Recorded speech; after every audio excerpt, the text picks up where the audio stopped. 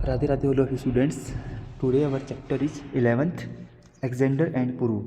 देखिए बेटा, चैप्टर आप पहले पढ़ चुके हैं, तो हम केवल इसको समरी टाइप से बताएंगे, ठीक है आपको।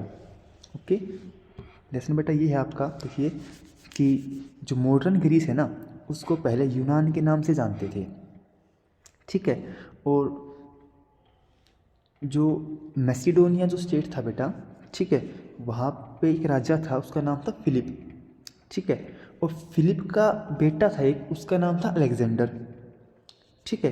तो जो अलेक्जेंडर है ना बेटा, वो 20 साल की एज में क्या हो गया, मैसिडोनिया के जो राजगद्दी होती है, जो वहाँ का राजा बन गया, ठीक है। और ये इस कब हुआ था, ये फिलिप के मरने के बाद में, ठीक है। इसके बाद है जो अरिस्टोटल है, ये क्या था बेटा, ग्रेट फिलोसफर था जो कि यूनान से था, ठीक है। तो अलेक्जेंडर जो है ना, इसके गुरु का नाम भी क्या था, अरिस्टोटल था, ठीक है बेटा। अलेक्जेंडर है, पढ़ने में बहुत अच्छा था, ठीक है। और इन्होंने जो इसके गुरु हैं, इन्होंने इसको बहुत अच्छा बहुत कुछ सिखाया था, ठीक है। और अलेक्जेंडर है, ये बचपन से ही बहुत ज़्यादा महत्वाकांक्षी था, इसके बड़े बड़े सपने थे, ठीक है। और उसका एक सपना था, सपना ये था उसका कि वो पूरे संसार पर अपना अधिकार करना चाहता था, ठीक है।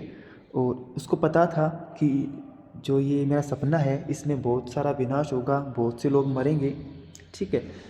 और जो उसके गुरु हैं अरिस्टोटल, उनकी जो एजुकेशन है, उनकी जो पढ़ाई थी, वो भी उसका साथ नहीं दे पाई इस चीज़ में, ठीक है। वो अपने अपने लक्ष्य के लिए, अपने सपने के लिए वो अग्रसर रहा, ठीक है। तो ये कहता है कि सबसे पहले क्या होता है, जो अलेक्जेंडर है बेटा, उसने अपना अभियान शुरू किया, ठीक है। तो सबसे पहले इसने क्या किया बेटा, अपना जो पर्शिया है ना, वहाँ पे आक्रमण किया, ठीक है। पर्शिया का जो नाम है वो ईरान था पहले, ईरान है ना, ईरान अब पर्शिया कहलाता है फिलहाल, ठीक है बेटा। आगे है आपका, देखिए तो जो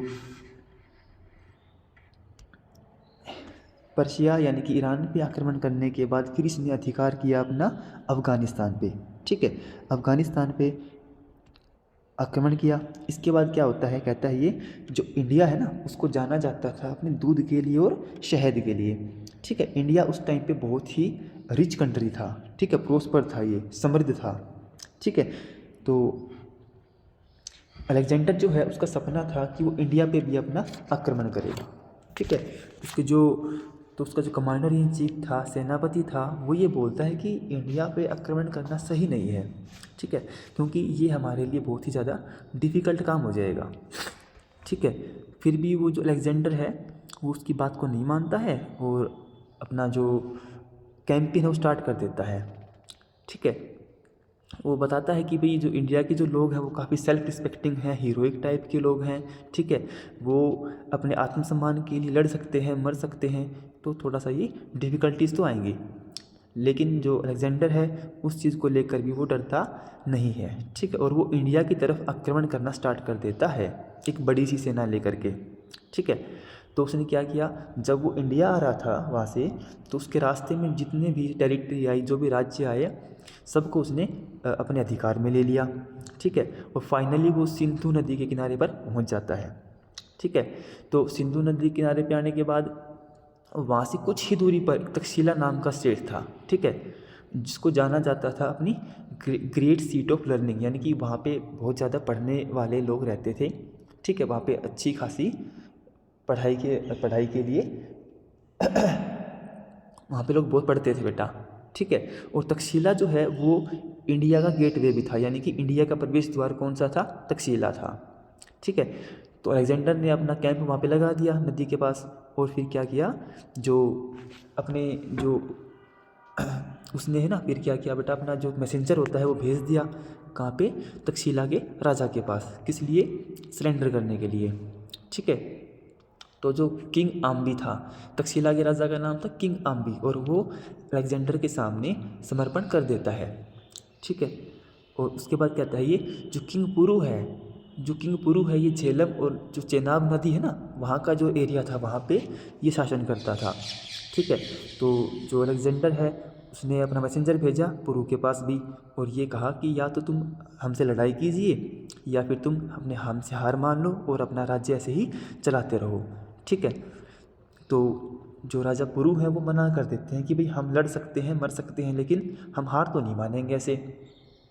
ठीक है, और वो जो पुरु है वो युद्ध करने के लिए उनको एग्री कर देते हैं।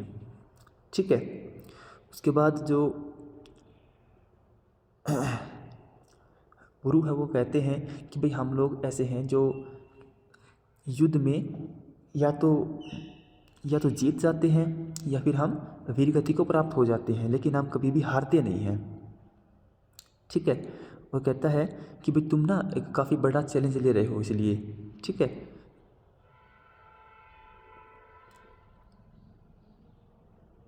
इसके बाद है बेटा जो राजा अलेक्जेंडर है ये सारी तैयारियां कर लेता है अपनी। ठीक है, और फिर क्या होता है बेटा, कहता है king Puru also ready for battle. जो राजा पुरु हैं वो भी लड़ाई करने के लिए तैयार हो जाते हैं। ठीक है, गर्मी का टाइम था बेटा ये, और जो झेलम नदी है उसका पानी ज़्यादा हो जाता है क्योंकि जो बर्फ़ है वो पिघल के नीचे आ जाती है। ठीक है, अब क्या होता है बेटा, रात को ना बहुत ही ज़्यादा बारिश होती है। वो बारिश होने की वजह से क्या हो गया, जो पानी है वो ऊपर आ गया। ठीक है, तो जो नदी है उसको क्रॉस करना डिफ़िकल्ट हो जाता है। ठीक है, तो जो अलेक्जेंडर है वो क्या करता है, एक सरप्राइज अटैक करना चाहता है पुरु की तरफ। ठीक है बेटा, तो राजा पुरु है और अलेक्जेंडर हैं, दोनों के बीच में एक बहुत बड़ी लड़ाई होती है। ठीक है, लेकिन क्या होता है बेटा, जो राजा पुरु है ना उनका जो रथ था वो जो गारा बनती है ना, जो बेटा कीचड़ बन जाता है, तो उनका जो रथ है वो कीचड़ में फंस गया। ठीक है, वो कीचड़ में फंसने की वजह से वो स्लो हो गए बेटा अपने काम में। ठीक है, और जो उनकी सेना पे आक्रमण कर दिया था अलेक्जेंडर ने। ठीक है, तो क्या होता है, अब जो राजा पुरु है ना वो भी घायल हो जाते हैं। ठीक है, इसके बाद क्या होता है, जो राजा पुरु हैं वो किंग आम्बी जो था उसको मारने के लिए जाते हैं, और जैसे ही वो जाते हैं तो जो अलेक्जेंडर था उनके जो सैनिक थे वो उसको पकड़ लेते हैं। पकड़ने के बाद कि राजा पुरु को पकड़ने के बाद जो अलेक्जेंडर है ना उनके पास लेके जाया गया उनको। तो वो कहता है कि तुम अब बताइए तुम्हारे साथ क्या किया जाए, अब तुम्हारे साथ हम कैसा बिहेव करें। तो वो ये कहता है पुरु कि तुम मेरे साथ ऐसा ही बिहेव कीजिए जैसा कि एक राजा के साथ किया जाता है।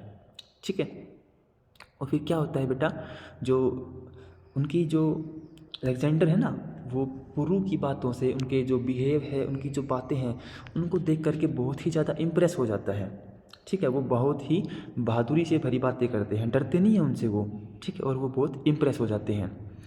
तो वो कहते हैं कि भाई मैं तुम्हें आज़ाद कर देता हूँ, कोई बात नहीं। ठीक है, तो वो राजा पुरु को छोड़ देते हैं, उनका जो राज्य है उनको वापस कर देते हैं।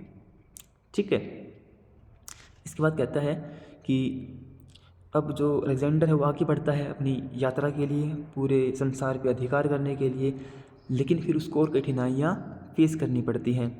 ठीक है, अब इसीलिए उसने ये सोच लिया कि अब तो ये बहुत ही ज़्यादा डिफ़िकल्ट हो जाएगा हमारे लिए। साथ ही साथ उसकी जो सेना है, अलेक्जेंडर की जो सेना थी बेटा वो थक चुकी थी बहुत ज़्यादा, अब वो और ज़्यादा युद्ध नहीं कर सकती थी।